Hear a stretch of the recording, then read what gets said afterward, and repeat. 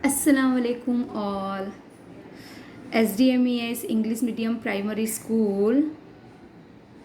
I am your Sumaya ma'am, Sumaya Malik, Standard 8, Hindi, chapter number 5, सवाल बालमन के जवाब doctor कलाम के।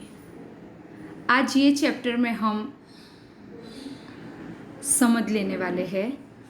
डॉक्टर कलाम के बारे में तो आप लोग बहुत कुछ जानते ही होंगे। वह हमारे भारत के भूतपूर्व राष्ट्रपति थे जिनका पूरा नाम था डॉक्टर अब्दुल पारिक जैनुल आबेदीन अब्दुल कलाम। वह एक वैज्ञानिक थे और भारत के आधुनिक युग के जो निर्माण के लिए उन्होंने बहुत बड़ा योगदान उनका रहा है। डॉक्टर कलाम बहुत ही एकदम सरल स्वभाव के व्यक्ति थे। बच्चों से उनको बहुत ही लगाव था। अब इस पाठ में बच्चों ने उनसे विविध विषयों पर प्रश्न पूछे हैं और डॉक्टर कलाम ने उनके उत्तर बहुत ही अच्छी तरीके से दिए हैं। यही आज हमें यहाँ समझना है। देखो डॉक्टर कलाम ने कितनी अच्छी तरीके से उनके उत्तर दिए हैं। तो चलो आज स्टार्ट करें। देखो डॉक्टर कलाम बच्चों के साथ बातचीत करते हुए आपको चित्र देखा ही होगा। तो यहाँ पे कुछ प्रश्न करता है, उन्होंने प्रश्न पूछे हुए हैं, तो वही आज हमें देखना है।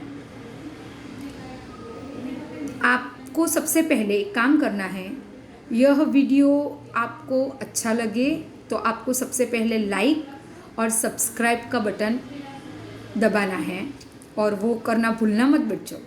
ओके, तो चलो स्टार्ट करें। चैप्टर नंबर 5, सवाल बालमन के जवाब डॉक्टर कलाम के। प्रश्नकर्ता आर अरविंद, कक्षा 3, सेंट मिडल स्कूल, चेन्नई। यहाँ पे प्रश्न कौन कर रहा है उसका भी उल्लेख किया गया है। चेन्नई का एक बच्चा है सेंट मिडल स्कूल का जिसका नाम है आर अरविंद। वो तीसरी कक्षा में है। सवाल देखो, क्या आप अपने बचपन की कोई यादगार घटना हमें सुना सकते हैं? बच्चे ने सवाल किया है डॉक्टर कलाम से कि कोई यादगार घटना आप हमें बताएं। डॉक्टर कलाम का उत्तर देखिए। डॉक्टर कलाम, कक्षा 5वीं के मेरे शिक्षक श्री शिव सुब्रमण्यम अय्यर की एक बात मुझे याद है। एक दिन कक्षा में वे हमें यह बता रहे थे कि कोई पक्षी कैसे उड़ता है। उन्होंने हमें रामेश्वर के समुद्र तट पर ले जाकर इसका जीवंत उदाहरण दिया। वह ऐसी यादगार घटना थी जो मेरे मन मस्तिष्क में हमेशा के लिए बैठ गई। इससे मुझे आगे विज्ञान पढ़ने की प्रेरणा मिली। देखो यहाँ पे बहुत अच्छी बातें बताई गई है। जीवंत यानी जो जीता है, जो जागता है, बराबर। यादगार यानी जिसको कभी भुलाया नहीं जा सकता, बराबर। तो यहाँ डॉक्टर कलाम ने उत्तर दिया है कि उनके जो शिक्षक थे, टीचर थे शिव सुब्रमण्यम अय्यर, जब वो 5वीं कक्षा में थे, 5th स्टैंडर्ड में, तो एक दिन उन्हें वो समझा रहे थे कि पक्षी कैसे उड़ता है। तो वो जो उनके टीचर थे वो कहाँ ले गए, तो उनको समुद्र तट, रामेश्वर का जो समुद्र तट है वहाँ ले गए और उन्हें लाइव एग्जाम्पल यानी जीवंत उदाहरण दिया। ये एक ऐसी घटना थी जो उनके मन मस्तिष्क यानी दिल और दिमाग, मस्तिष्क यानी दिमाग पे से कभी भी हटी नहीं और उसी से उनको साइंस पढ़ने की, विज्ञान पढ़ने की प्रेरणा मिली। यानी कि आगे कैसे पढ़ना है उसकी उन्हें समझ मिली। प्रश्नकर्ता सर यू मकर, कक्षा 5, वाल्मीकि नगर हिंदी माध्यमिक शाला, नागपुर। ये है सरयू मकर, जिसका नाम है बच्चे का, वो नागपुर से है, 5वीं कक्षा का, वाल्मीकि नगर हिंदी मीडियम से है। सवाल देखो, बचपन में हम किस भाषा को प्रमुखता देनी चाहिए? यानी हम बचपन में होते हैं तो हमें कौन सी लैंग्वेज को ज़्यादा महत्व देना चाहिए?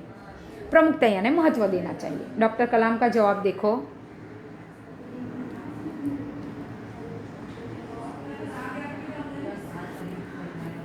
मैंने स्वयं माध्यमिक शिक्षा तक की पढ़ाई अपनी मातृभाषा के माध्यम से पूरी की है। कॉलेज और उसके आगे की शिक्षा अंग्रेजी माध्यम की संस्थाओं में हुई। देखो, डॉक्टर कलाम ने बहुत अच्छा उत्तर दिया है। उन्होंने क्या बोला है कि जो मेरी मातृभाषा, यानी कि जैसे हमारी मातृभाषा कौन सी हुई, आपको पता है, हमारी मातृभाषा है गुजराती। हम गुजरात में रहते हैं, हमारी मातृभाषा गुजराती है, बराबर। और अभी आप लोग कौन सी मीडियम से पढ़ते हो, आप लोग इंग्लिश मीडियम से पढ़ते हो, बराबर। इंग्लिश मीडियम के बच्चे हो ना आप लोग। तो अब आगे देखो, उन्होंने उनकी जो माध्यमिक शिक्षा है वो डॉक्टर कलाम ने मातृभाषा में ली थी, और कॉलेज और आगे की जो शिक्षा है वो इंग्लिश मीडियम से ली थी। मेरा मानना है कि हम कॉलेज में भी माध्यम के रूप में मातृभाषा का चुनाव कर सकते हैं, क्योंकि युवा अपनी मातृभाषा में ही सोचता है, उसी में अपनी बात सहजता के कहने में सक्षम होता है। पर उसमें कोई भी दो राय नहीं है कि वैश्विक स्तर पर संपर्क के लिए हमें अंग्रेजी जैसी एक संपर्क भाषा की नितांत आवश्यकता है, बराबर। वैश्विक यानी विश्व संबंधी, रिलेटेड टू द वर्ल्ड, बराबर।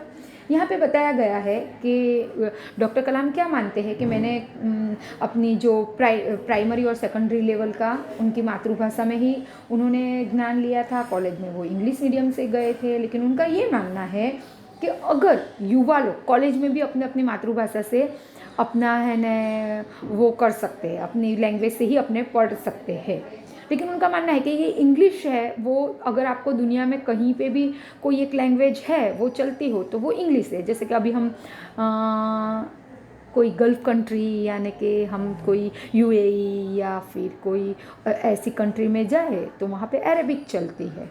वहाँ हम हिंदी लैंग्वेज में बात करेंगे तो कोई ज़्यादा जल्दी नहीं समझेगा, नहीं समझने वाले लोग होते हैं। यूरोप कंट्री में आप जाओगे तो वहाँ पे इंग्लिश चलती है, और इंग्लिश एक ऐसी लैंग्वेज है बेटा कि वो सारी दुनिया में चलती है।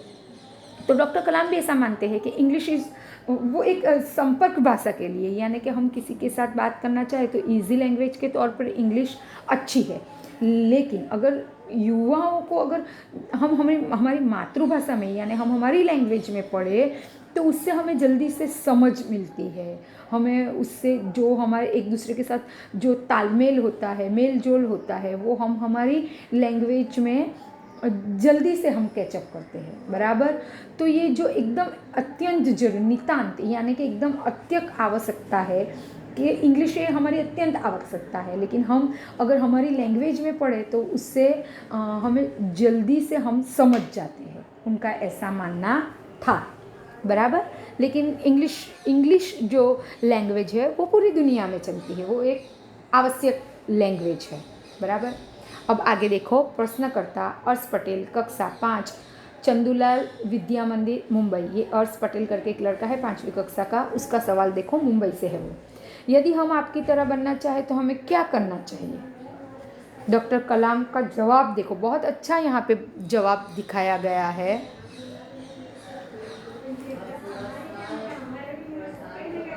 यहाँ पे बहुत अच्छा बताया गया है। डॉक्टर कलाम ने बताया है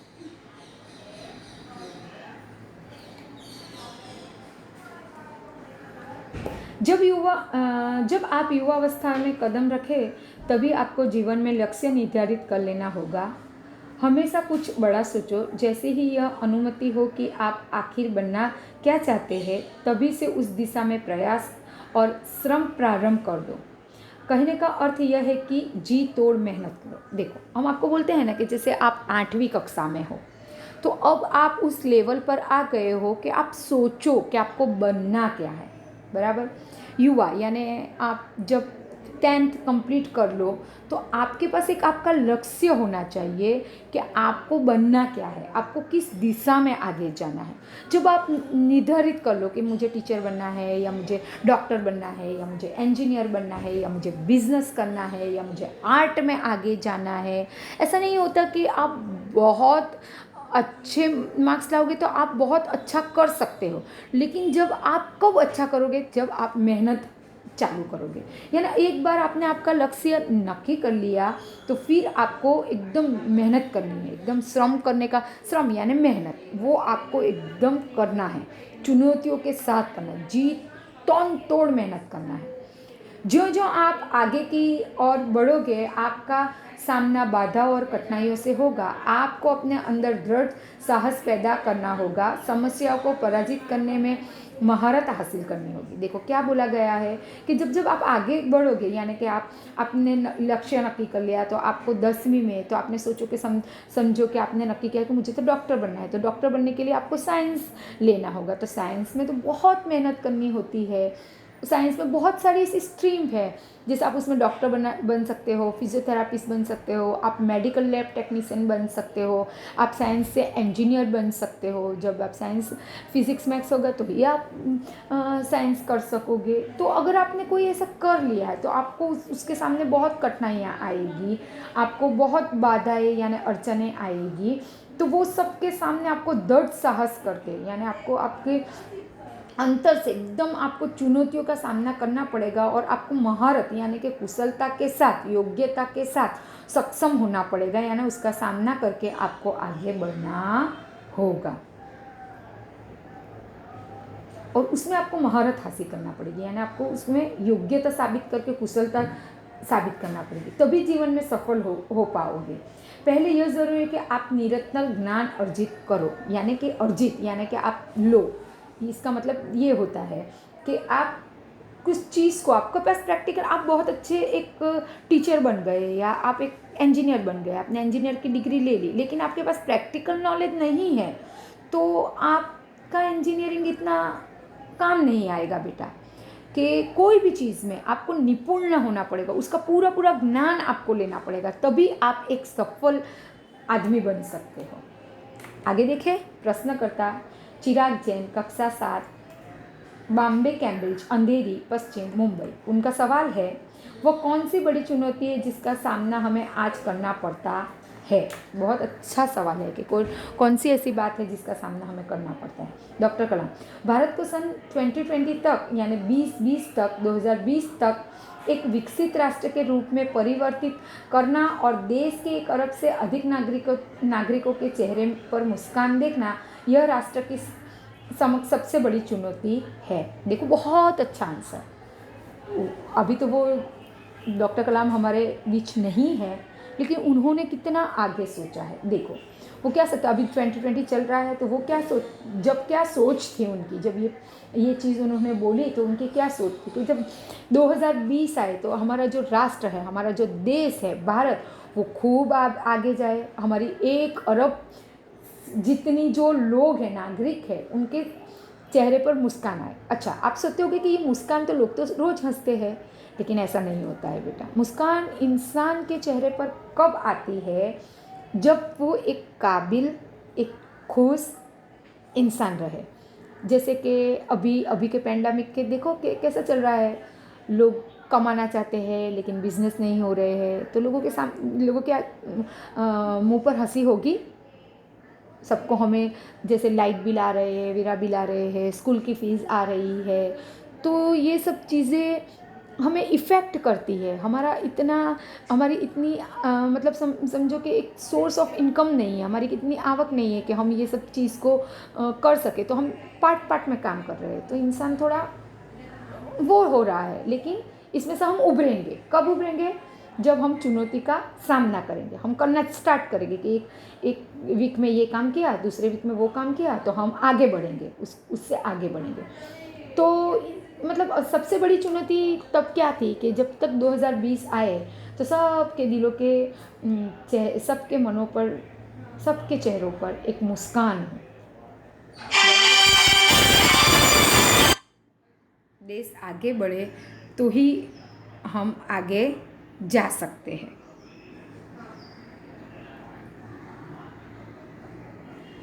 ओके, तो ये सबसे बड़ी चुनौती थी। अब आगे देखो,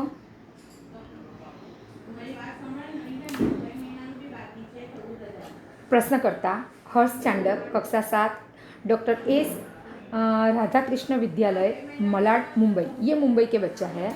उसका सवाल देखो, आपकी दृष्टि में साहस की परिभाषा क्या है? डॉक्टर कलाम, साहस, साहस यानी आगे बढ़ना, सक्षम होना, बराबर। आप देखो डॉक्टर कलाम ने क्या उत्तर दिया है, अपनी जान की परवाह किए बिना दूसरों को संकट या आपदा से बचाना ही साहस है, बराबर। परवाह यानी कि चिंता, बराबर। परिभाषा यानी व्याख्या क्या है? आपको क्या लगता है कि आपकी दृष्टि में साहस की व्याख्या क्या है, डेफिनेशन क्या है? तो डॉक्टर कलाम ने बहुत अच्छा आंसर दिया कि हम हमारी जान की परवाह नहीं करें और किसी को अगर कोई संकट यानी मुसीबत में है तो उसको बचा ले, यही सबसे बड़ी साहस की परिभाषा है, बराबर। किसी को भी संकट मुसीबत में से उसको उगारना, यह एक साहस का डेफिनेशन है। प्रश्नकर्ता तरुण पटेल, कक्षा 8, स्वामीनारायण इंडिपेंडेंट स्कूल, लंदन। देखो ये बच्चा लंदन से आया है। हम प्रवासी भारतीय मातृभाषा के प्रति गर्व की भावना कैसे विकसित करें? वो कहाँ से आया है? बच्चे का सवाल बहुत अच्छा है क्योंकि वो लंदन से आया है, लेकिन है किसका? वो कहाँ से बिलोंग करता है? इंडिया से, बराबर। तो उसने पूछा कि हम प्रवासी है, हम भारतीय प्रवासी है, जो यहाँ के मूल के है लेकिन रहते वहाँ है, उसे प्रवासी भारतीय बोला जाता है, बराबर। तो वो बोलता है कि मुझे अपनी मातृभाषा के प्रति भावना कैसे अपने प्रति गर्व करे। जवाब देखो डॉक्टर कलाम का, भारतीय मूल का कोई भी व्यक्ति एक बृहद भारतीय परिवार का अंग है और उसे हमारे देश की सांस्कृतिक विरासत पर गर्व है। सौभाग्य से आप लोग ऐसी स्थिति में हैं कि आपकी मातृभूमि से अच्छी तरह से जुड़े हुए हैं और यही आपके लिए गर्व की बात है। भारतीय मूल यानी इंडिया से वो है, तो ये बोले कि ये आप लोग इंडिया से हो, तो ये आपका खुशनसीबी है कि आप भी एक इंडियन फैमिली का एक पार्ट हो, बराबर। कि हम भारतीय परिवार, फैमिली, परिवार यानी फैमिली, अंग यानी पार्ट है हम, बराबर। और इस चीज़ का हमें गर्व लेना चाहिए। किस चीज़ का? कि हम हमारे भारतीय संस्कृति का है, हमारे पास उनको बताया कि सांस्कृतिक विरासत से हम है, वो चीज़ का हमें प्राउड फील करना चाहिए, गर्व लेना चाहिए। और आज यानी सौभाग्य से आप लोग ऐसी स्थिति में हैं, यानी आप अभी ऐसी जगह पर है कि आप आपकी जो मातृभूमि है उससे अच्छी तरीके से जुड़े रहे। यानी कि अगर हम आउट ऑफ कंट्री रह के भी हम हमारे देश की जो सांस्कृतिक चीज़ें हैं उसे लेके चले, और वहाँ पे रह के भी, अभी जैसे कि लंदन में है तो वो वहाँ पे यूरोपियन कंट्री से यूके है, तो हम जैसे जहाँ रहते हैं अमेरिका, इंग्लैंड, यूरोप, तो वहाँ की संस्कृति को हम अपना लेते हैं, बराबर। हमारी भारतीय संस्कृति का एक अंग है, बराबर। कि हमें समानता, बड़ों को आदर देना, सारी संस्कृति, जैसे हम एक देश में रह के अलग अलग संस्कृति से बिलोंग करते हैं, जैसे हम अलग अलग धर्म से बिलोंग करते हैं लेकिन हम एक दूसरे की संस्कृति का आदर करते हैं, तो उस चीज़ की भावना अगर हम दूसरे देश में जाकर रहकर भी हम वो हमारी फैमिली में रखते हैं, बराबर। तो इससे अच्छी चीज़, हम गौरव की बात कुछ नहीं है। यानी कि हम ये भारतीय मातृभूमि के लिए हमें गर्व की बात है। ओके। प्रश्नकर्ता सत्यम, कक्षा 10, जिला स्कूल मुंगेर से है ये बच्चा। जो भी बच्चे आपसे मिलते हैं वे कहते हैं कि वे एक प्रसिद्ध वैज्ञानिक, इंजीनियर, डॉक्टर आदि बनना चाहते हैं, पर किसान, मजदूर और कलाकार भी किसी राष्ट्र के लिए उतने ही महत्वपूर्ण हैं। हम ऐसे ही परिवारों से आते हैं, हमारे लिए आपका क्या संदेश है? मैंने आपको आगे भी बताया कि सब इंजीनियर, डॉक्टर और साइंटिस्ट बनना चाहते हैं, तो हम कला में भी आगे जा सकते हैं। तो हम जैसे कि हम खेती करें तो हम फार्मर, किसान बने, मजदूर बने, कोई भी चीज़ में हम आगे जाए। और कलाकार जैसे कि कोई भी आर्ट आप सिलेक्ट करो, या चाहे ड्राइंग हो, या चाहे म्यूज़िक हो, या चाहे एक्टिंग हो, वो चीज़ में भी हम अगर आगे बढ़ना चाहें तो उसके लिए आपका क्या मैसेज है? आंसर बहुत ही अच्छा है। किसान, मजदूर, कलाकार, दस्तकार, ये सभी हमारे राष्ट्र के अभिन्न अंग है। राष्ट्र निर्माण में हमें उन सभी की सेवाओं की समान रूप से दरकार है। आप सभी को चाहिए कि अपने अपने क्षेत्रों में खूब उन्नति करें। जवाब बहुत अच्छा है। मैंने आपको बोला कि डॉक्टर, इंजीनियर, यही सब एक अच्छे और सफल इंसान होते हैं, लेकिन उनके साथ साथ एक अच्छे कलाकार, आपको तो सबको सलमान खान पसंद है ना, तो वो एक तरीके से वो देश की सेवा करते हैं। अमिताभ बच्चन को देख लो, कलाकार है ये सब बराबर।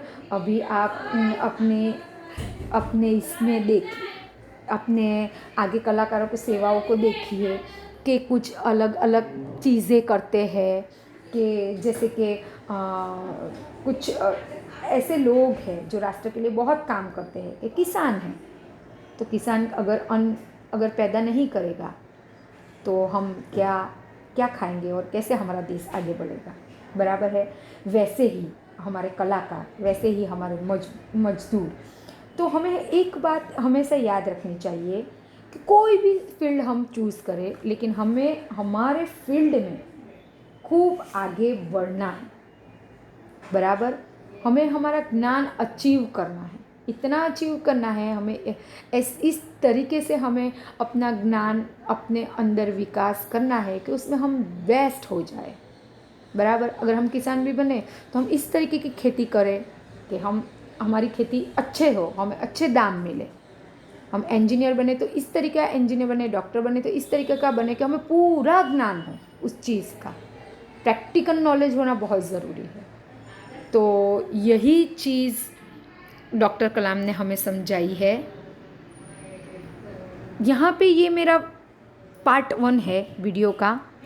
पार्ट 2 मैं आपको दूसरी बार बताऊंगी कि आगे डॉक्टर कलाम के क्या जवाब है, बच्चों के क्या आंसर है, तो वो सारी चीज़ मैं आपको पार्ट 2 के वीडियो में बताऊंगी। Thank you very much all my dear student. Okay, like करना और सब्सक्राइब करना मत भूलना मेरे बच्चों। ओके, थैंक यू, अल्लाह हाफिज़।